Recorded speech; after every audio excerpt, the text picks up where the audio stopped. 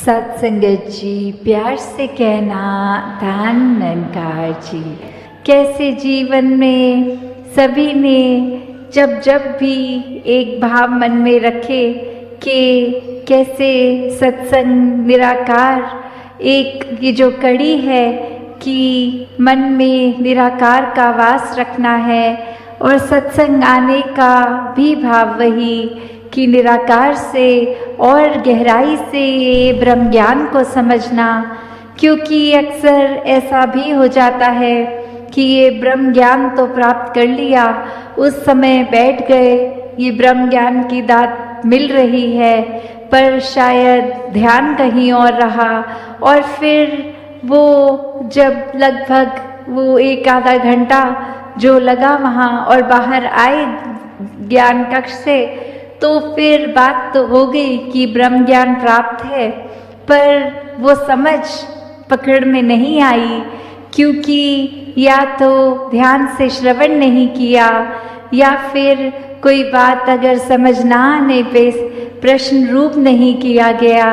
या फिर और किसी बात को उस समय सोचकर कि बोला क्या जा रहा है उस पे ध्यान नहीं दिया। और फिर एक बात ये हो गई कि हमने ब्रह्म ज्ञान को प्राप्त कर लिया है और फिर जीवन में आगे क्या होता है, तब जब अपने बेसिक कॉन्सेप्ट ही नहीं क्लियर तो आगे तो फिर एक कन्फ्यूजन ही है। वो फिर जिंदगी वैसी ही है जो चाहे किसी ने ब्रह्म ज्ञान ना लिया हो तो भी जो वो जीवन जीते हैं वैसे ही हर फिर ऐसे भी जब ज्ञान लेकर उसको समझकर उसको हृदय में न बसाएं तो भी जीवन वैसे ही ये अंधकार में ही होता है। तो बात वही कि ब्रह्म ज्ञान भी जब ले रहे हों तो कैसे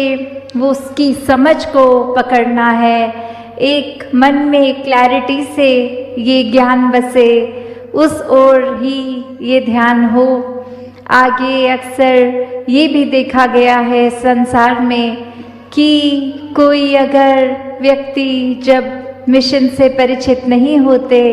और वो एक आकर किसी व्यक्ति को देखे जो यहाँ संगत में बहुत महापुरुष अगर दुनियावी रूप में सक्सेसफुल होते हैं, एक माया रूप उनके प्रति निरंकार ने अगर ये धन दौलत अधिक दी होती है तो अक्सर कुछ इस तरह का भी प्रभाव ले लेते हैं कि इन्होंने अगर ब्रह्म ज्ञान लिया है तो ही इनके पास धन दौलत है, तो ही ये इनका परिवार कोई ज़्यादा बीमार नहीं पड़ता। और ऐसे मन से फिर वो सत्संग की ओर आते हैं कि यदि हम भी ले लेंगे और वो प्राप्त हो जाए तो हमें भी धन दौलत मिलेगी, हमें भी एक बीमारी रहित शरीर मिलेगा। तो जब ऐसे भी आके एक ब्रह्म ज्ञान रूप में जुड़ते हैं तो ये सवाल उस समय उनका भी कि आप अगर ब्रह्म ज्ञान लेना चाहते हो तो उसके पीछे कोई वेस्टेड इंटरेस्ट नहीं, कोई एक भाव मन में इच्छा का अपनी नहीं। ब्रह्म ज्ञान लेने के लिए मन तभी जब वो एक जिज्ञासु मन हो, जब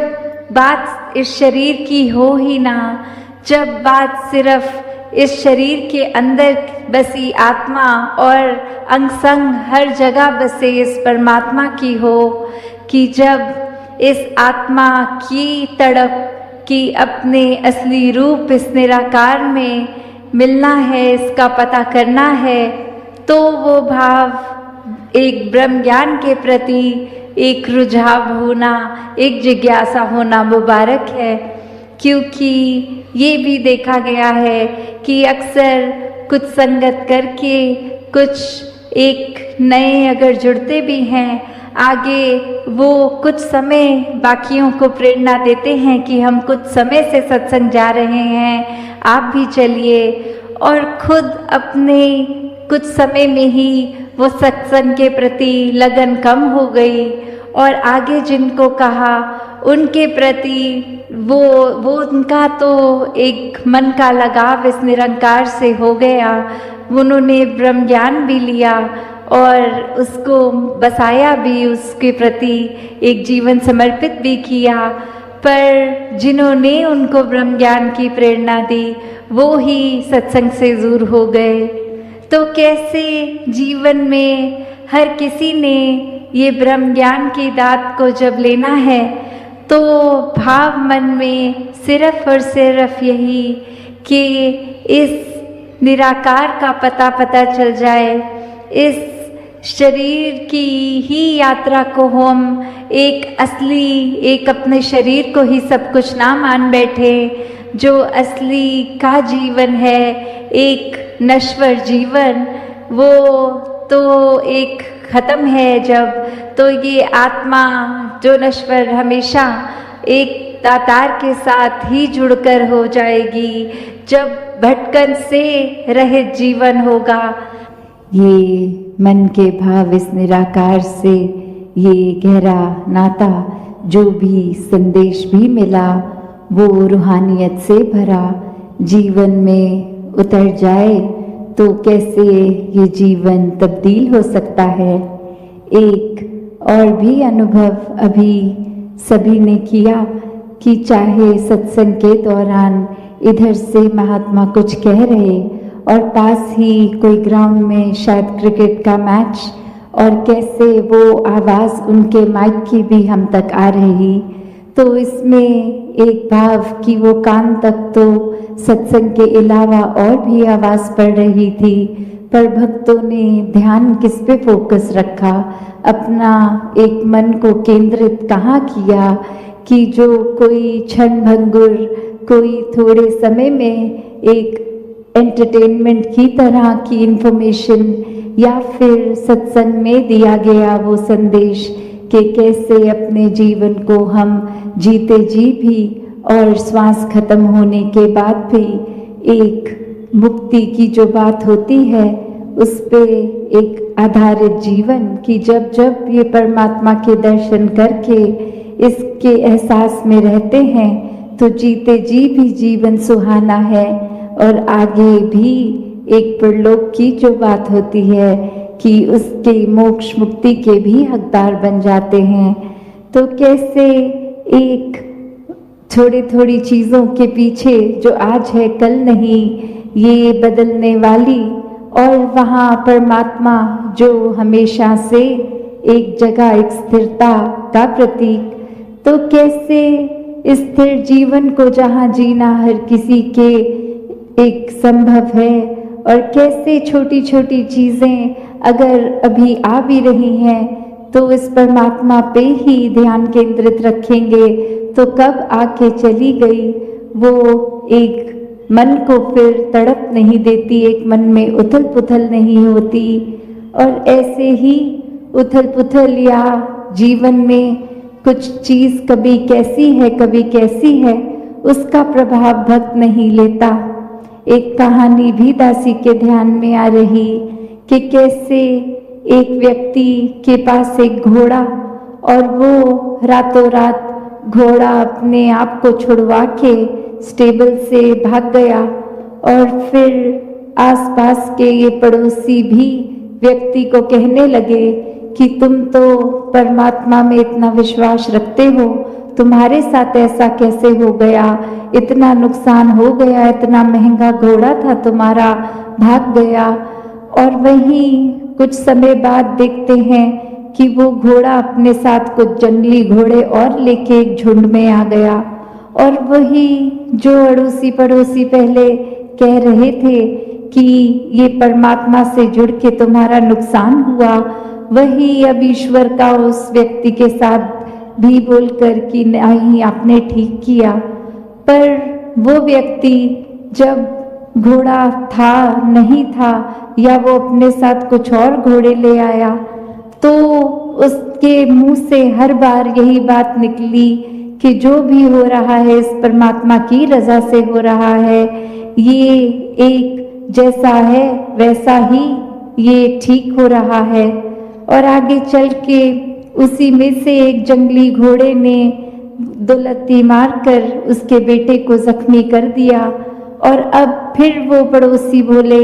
कि ये सब होने से बेटे का नुकसान हो गया, और फिर वह व्यक्ति बोलकर कि ठीक है, इसको अस्पताल ले जाते हैं, पर जो हुआ है ये परमात्मा की रज़ा से ही हुआ है। और आगे वो समय उस राज्य में वो राजा अब जंग के लिए घर घर से नौजवान लड़कों को चुन रहा था, और जब उसके घर पहुंच के देखा कि एक ही जवान लड़का, पर वो एक फिजिकली फिट नहीं है, एक टांग में चोट है, तो वो जंग में उसको साथ नहीं लेके जाते। और फिर वही एक दोस्त मित्र उस व्यक्ति के कहते कि ये घोड़े की चोट से इसका चोट लगना तो फायदेमंद हो गया, क्योंकि पता नहीं इस वॉर के बाद, ये जंग के बाद वापस सलामत आता भी कि नहीं। तो ये ठीक ही हुआ कि इसको चोट लग गई और ये नहीं जा पाया जंग में। और उस समय भी मनोस्थिति उस इंसान की यही कि ये भी हुआ है तो परमात्मा की इच्छा से, एक रज़ा में, एक भाड़े में रहकर हुआ है। तो इस कहानी से जो उस व्यक्ति के मन का भाव कि कैसे उसके जीवन में भी खुशी दुख आता गया, एक मन से जो भाव, इस परमात्मा पे विश्वास, इसकी रज़ा में रहने की वो कंटेंटमेंट, वो एक संतुष्टि कि इस परमात्मा में अपना ध्यान है, इसके आश्रय है तो सभी ठीक होना है। और वहाँ कोई दुनियावी रूप में अपने निजी जीवन में भी हम लोग देखें तो कोई ना कोई ऐसी टिप्पणी कर देता है कि आप तो सत्संगी हैं, आप तो परमात्मा में विश्वास रखते हैं, तो आपके जीवन में तो दुनियावी रूप में ये सुख नहीं है, ये कमी है। तो एक भ्रम में डालने का भाव हर एक का रहता है, पर जो इस परमात्मा से हर हाल में जुड़े हैं, एक मन का नाता इस परमात्मा से, ये प्रेमा भक्ति का नाता है, एक प्यार से, जैसे अभी जिक्र हो भी रहा था कि सौदेबाजी नहीं, एक प्योर, एक पावन प्यार इस परमात्मा से, जहाँ कोई इच्छा से नहीं, एक प्रेम से ही ये मन का लगाव, ये जुड़ाव। तो ऐसे भावों से युक्त एक भक्ति हो रही है तो फिर कोई नहीं फर्क पड़ता कि कोई क्या कह रहा है क्या नहीं, क्योंकि भक्त को अपना जीवन पूर्ण लगता है कि ये परमात्मा पूर्ण है, इसका किया सब पूर्ण है, जो दिया वो भरपूर है, जो नहीं दिया और हमारी इच्छा है कि जीवन में वो वस्तु आए, वो व्यक्ति आए, तो उसमें भी परमात्मा को बेहतर पता है। तो फिर अगर किसी ने उस बात पे कोई टिप्पणी कर भी दी तो उसका प्रभाव मन पे नहीं, बस यही कि इस परमात्मा से जुड़े हैं तो सब कुछ मिल गया है, इस परमात्मा ने जो दिया है वो काफी है। तो कैसे ये संतुष्टि की बात मन में जब आती है, एक मन से इस परमात्मा का हर हाल में शुक्राना आता है, तो ही वाकई ही जीवन बहुत आसान हो जाता है। एक मन में बातों का बोझ नहीं रहता, एक मन में किसी के कहने से कुछ बात का इस तरह चोट नहीं पहुंचती, ठेस नहीं पहुंचती। और अगर किसी के शब्द कुछ सुन भी लेते हैं जो अच्छे नहीं, उसको मन से बाहर निकालना और उसी समय उस व्यक्ति के लिए भी मन में कोई नफरत का भाव या एक बुरा सोच उसके लिए नहीं बैठती, ना ही ये उम्मीद भी आती है कि अब इस इंसान ने एक बुरा भला बोल तो दिया है, पर ये जब तक माफ़ी नहीं मांगेगा माफ़ नहीं करेंगे। तो ऐसे भी भाव फिर मन में उपज नहीं लेते, क्योंकि जब वो भी पल में देख कर कि किसी ने कुछ कहा तो वो बात को अनसुना करना भी ये चेतनता है। इस बात को पकड़ के रखना नहीं हमेशा के लिए, कोई घटना घट गई सो घट गई, एक किसी ने कोई बात बोल दी तो बोल दी। अगर हम और गहराई में भी जाएं तो वो बात बोलने के समय भी कुछ शब्द ही तो मुंह से निकले थे, वो शब्द को दिमाग में घर ना करने दें तो मन को ठेस भी नहीं पहुंचती। तो ऐसी चेतनता को इस ब्रह्म ज्ञान के बाद हर किसी ने हर पल अपनाना है कि चाहे परिस्थिति, लोग, कुछ भी, कैसा भी समय, पर खुद को स्थिर रखना एक अपने ही मन की बात है। एक परमात्मा के एहसास को हर समय इसमें रहकर सिमरन रूप से एक ध्यान बनाकर निराकार पे पूरा विश्वास बनाना भी फिर एक हम पे ही निर्भर करता है कि हम डगमगा जाएं या पूर्ण रहें, पक्के रहें इस रास्ते पर जो सच्चाई का रास्ता ये ब्रह्म ज्ञान मिला है, इस पे विश्वास पूरा बना के रखें। तो कैसा जीवन जीना है ये चुनाव भी हमारा है। संसार में आज जो हर एक का एक ये नोटिस में हर कोई कर रहा है कि कैसे एक अपने जीवन को अगर इस परमपिता परमात्मा, इस निराकार, इस सत्य के साथ अगर ना जोड़ा जाए, इसको अगर आधार ना बनाया जाए, तो एक कुछ समय तो कोई चीज़ अगर एक खुशी दे रही है, मज़ा दे रही है, और कुछ पल बाद ही वो फीकी सी एक उसके साथ महसूसियत होने लगती है। और कैसे फिर मन ये डगमगाने लगता है, सोच विचार हावी हो जाते हैं,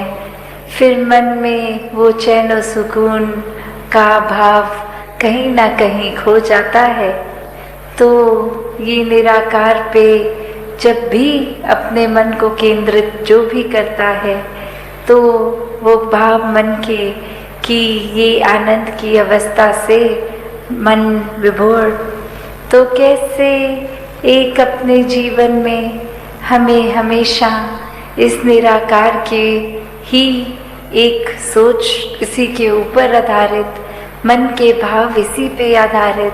और दिल से फिर ये जो प्यार पूरे संसार के लिए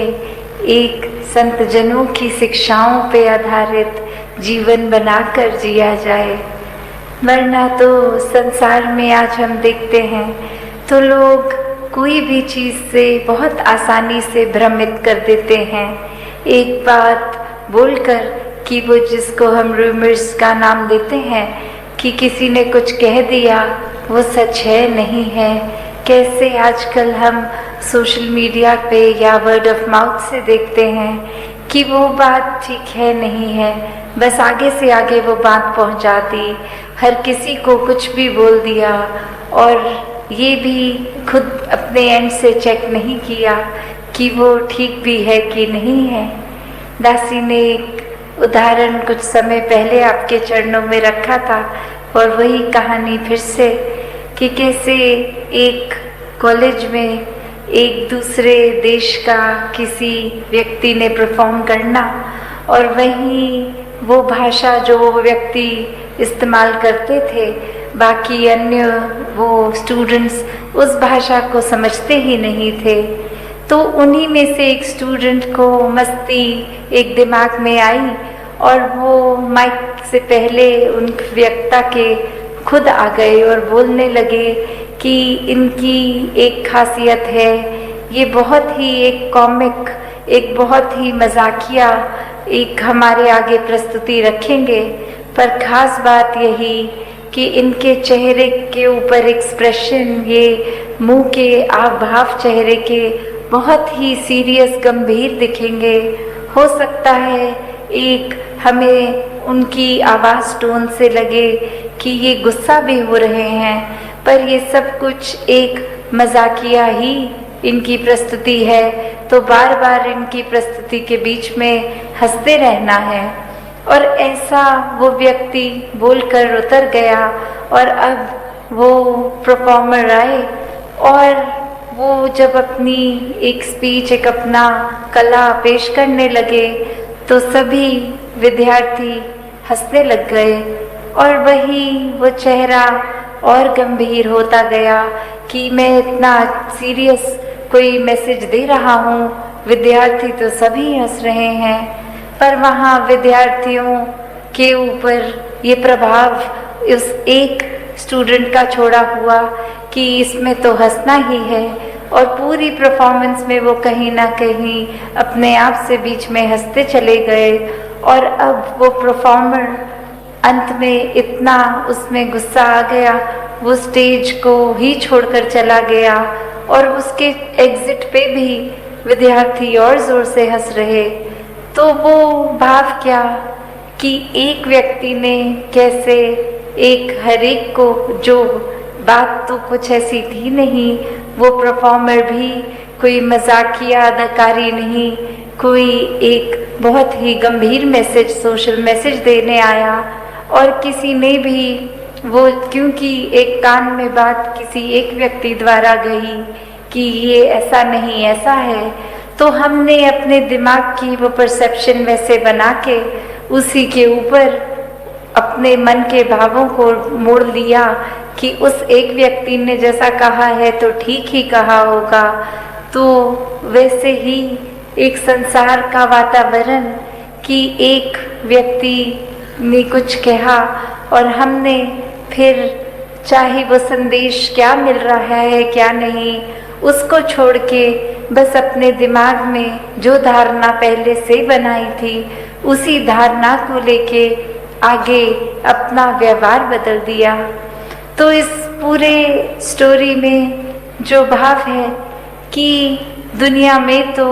एक भ्रमित करने वाले बहुत ही मिलेंगे, हर किसी ने अपनी मान्यताओं के, अपने एक्सपीरियंस और कुछ एक स्वभाव भी कभी कभी अड़चने डालने वाला किसी का,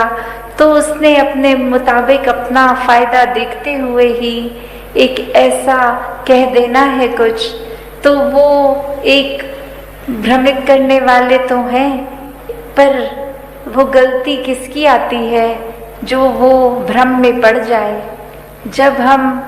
महापुरुष होकर, एक ब्रह्मज्ञानी होकर, तो भी अगर हम भटक जाते हैं किसी के कुछ कहने पे, तो फिर ये चेतनता कहाँ है। अगर हम इस स्टोरी के केस में देखें तो फिर भी वो स्कोप हो सकता है कि वो भाषा नहीं समझते थे तो किसी ने जो कह दिया उसी को ही सच्चाई मान ली। यहाँ तो हम वैसे सब बुद्धिजीवी, ये चेतनता रखने वाले, फिर भी एक अपनी बुद्धि को परे रखकर अक्सर अफवाहों में पड़ जाते हैं। एक आगे से आगे वो कुछ ना कुछ मैसेज दे देते हैं। तो कैसे हमें हर समय ये अलर्टनेस, ये चेतनता, क्योंकि ब्रह्मज्ञानी है तो एक ब्रह्मज्ञानी होने का एक ड्यूटी, ये रिस्पॉन्सिबिलिटी भी है कि हर समय की चेतनता होनी है। ये ब्रह्मज्ञानी होने का मतलब ये नहीं कि हम इस जहाँ निराकार के आश्रय, इसके रंग में रंगे हर समय एक आराम से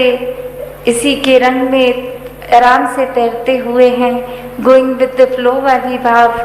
तो फिर भी ये चेतनता तो एक कैरेक्टरिस्टिक है ब्रह्मज्ञानी का। ये कहीं भी नहीं है कि अगर आप एक भोले संत हैं, एक ब्रह्मज्ञानी हैं, तो आप चेतनता का प्रयोग नहीं करेंगे। नहीं, संत स्वभाव ही चेतनता का उसमें योगदान होता है कि संत कभी भी ऐसा कोई कार्य नहीं करते जो इस निराकार के एहसास या कोई एक अच्छी शिक्षाओं से विपरीत होता है। एक माइंडलेस एक्टिविटी में कभी कोई भी संत इंडल्ज नहीं करता, तो वो परख भी कि क्या ठीक है क्या गलत है, हर समय